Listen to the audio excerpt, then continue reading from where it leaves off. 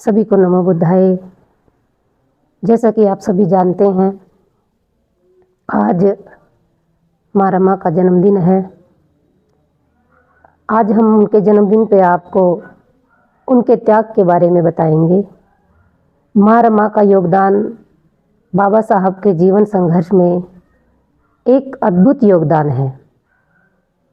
बाबा साहब के हर कदम में माँ रमा के कदम भी शामिल है।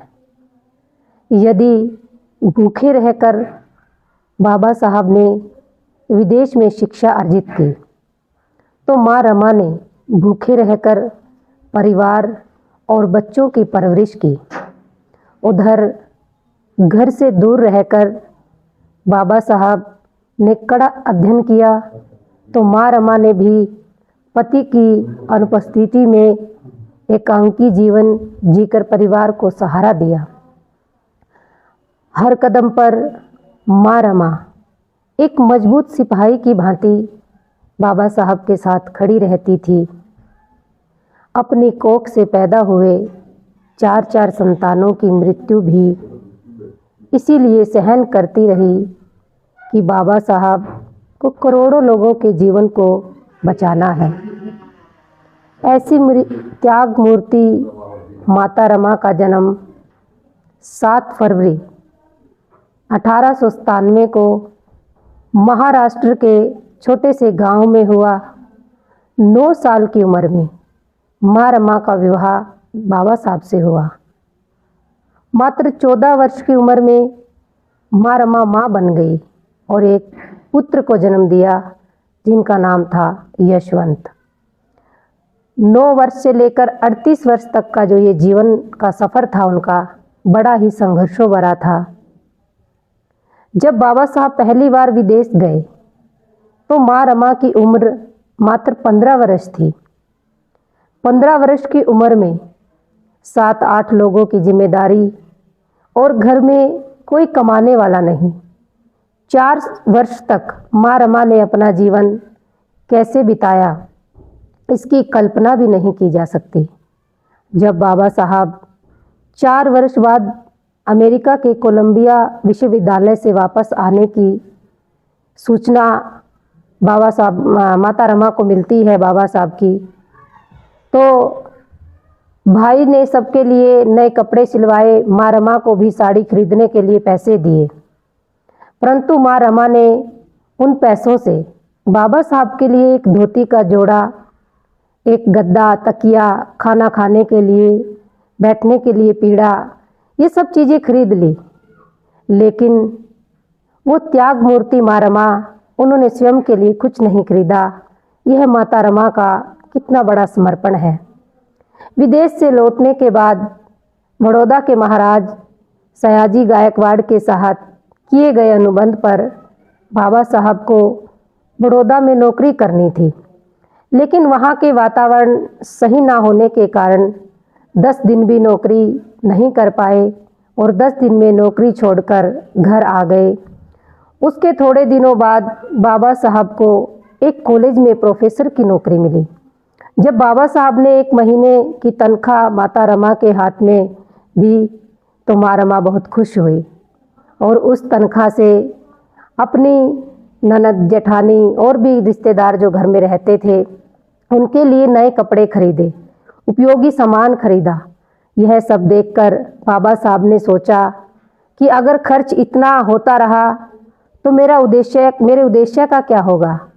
और बाबा साहब ने माँ रमा को समझाते हुए कहा कि रमा, ये नौकरी अस्थाई है, जरूरत से ज़्यादा कोई भी ऐसा सामान मत लो कि जिससे मेरे संकल्प में बाधा हो।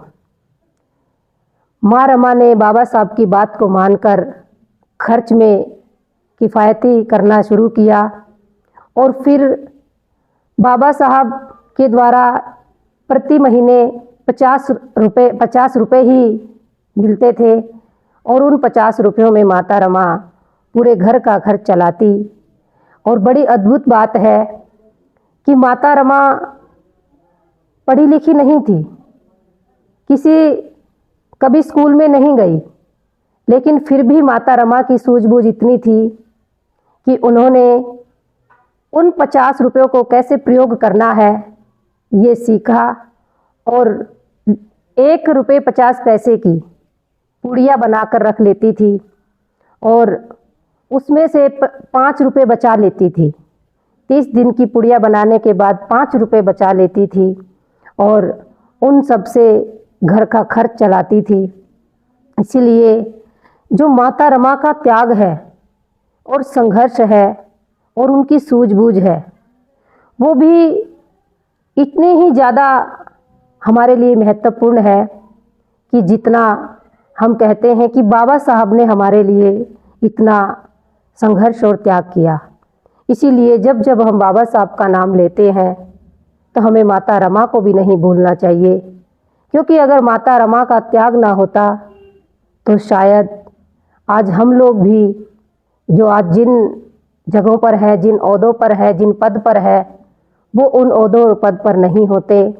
वो ओहदे और पद आज हमारे जो भी बहुजन समाज के लोग हैं उनको नहीं मिल पाते। इसीलिए हम सब लोगों को माँ रमा के इस त्याग को हमेशा याद रखना चाहिए और उनको उनके त्याग के बदले हम दे कुछ नहीं सकते हैं, क्योंकि माता रमा के जीवन को जब पढ़ा जाता है, जब मैं माता रमा के जीवन को पढ़ती हूँ तो मुझे ऐसे लगता है कि कितनी निर्भय और निडर रही होगी वो महिला, वो जिन्हें हम कहते हैं कि वो पढ़ी लिखी नहीं थी, जिन्हें हम कहते हैं कि वो घर में ही रहती थी, लेकिन उन्होंने जो बाबा साहब के पीछे एक मजबूत सिपाही की तरह जो काम किया, मुझे नहीं लगता कि आज के दौर में अगर कोई महिला ऐसा कर पाएगी तो मैं समझ पाऊंगी कि उन्होंने ज़रूर माता रमा को पढ़ा होगा। इसीलिए अपने 4-4 बच्चों की कुर्बानी देना और हर कमी को ऐसे सह लेना कि जैसे कि कुछ हुआ ही नहीं है। तो इसीलिए मात्र 38 वर्ष माता रमा को अपने जीवन के मिले। उन 38 वर्षों में ना जाने माता रमा ने कितने दुखों का सामना किया होगा, ना जाने कितने दुख उन्होंने झेले होंगे, लेकिन माता रमा का जो 38 वर्ष का ये जीवन था बहुत ही अद्भुत जीवन था। और माता रमा और उनके जन्मदिन पर हम लोगों को उन्हें याद करना चाहिए। उनके जन्मदिन पर ही नहीं, हमें उनको हर पल याद करना चाहिए। हर दिन जब हमारी सुबह होती है तो हमें शुक्रिया अदा करना चाहिए कि हे माता रमा, अगर आप ना होती तो शायद हम भी ना होते। जो दूसरी हमारे समाज में जो महिलाएं हैं और भी जो लोग हैं, वो बहुत सारे तो ऐसे लोग हैं कि जो माता रमा का नाम भी नहीं जानते हैं, वो जानते भी नहीं हैं कि कितने त्याग भरी थी वो हमारे लिए। लेकिन बस मैं यही कहना चाहूँगी कि कम से कम महिलाओं को तो माता रमा को अवश्य पढ़ना चाहिए और अवश्य उनके जीवन के बारे में जानना चाहिए। जब आप उनके जीवन के बारे में जानोगे तो आपको भी अपने जीवन जीने के लिए प्रेरणा मिलेगी कि एक गृहस्थ जीवन कैसे जिया जा सकता है, कैसे एक गृहस्थ जीवन में हम किस तरह से, चाहे परिवार बड़ा है चाहे छोटा है, चाहे कैसा भी है, हम कैसे उसमें सामंजस्य बना सकते हैं। और माता रमा सिर्फ घर में रह के ही घर को नहीं संभालती थी। माता रमा का जो बाबा साहब ने आंदोलन किए, उन आंदोलनों के प्रति भी उनकी बड़ी रुचि थी और हर तरह की सलाह मशवरा जो भी होता था, बाबा साहब माता रमा के साथ बैठ कर के बातचीत करते थे। तो माता रमा भी अपने जो विचार होते थे, उनके मन में जो भी विचार उठते थे, वो बाबा साहब को बताती थी। इसीलिए माता रमा ने जो बाबा साहब ने जो आंदोलन हमारे लिए किए, जो हमारे लिए बाबा साहब ने किया, उनमें माता रमा का बहुत योगदान है। उनके योगदान के बदौलत हम लोग आज बहुत अच्छा जीवन जी पा रहे हैं, बहुत अच्छे से रह पा रहे हैं। इसीलिए आप सभी लोगों को पुनः मैं माता रमा के जन्म दिवस की ढेरों मंगल कामनाएं देती हूँ। आज भले ही माता रमा हमारे बीच में नहीं है और भले ही आज बाबा साहब हमारे बीच में नहीं हैं, लेकिन जो उन दोनों ने हमारे लिए किया, जो वो हम लोगों को देकर गए, वो कभी भी ना मिटने वाला है। इसीलिए जब तक ये दुनिया रहेगी, जब तक दुनिया में लोग रहेंगे, तब तक माता रमा का नाम लिया जाएगा और माता रमा हमारे बीच में जीवित रहेगी।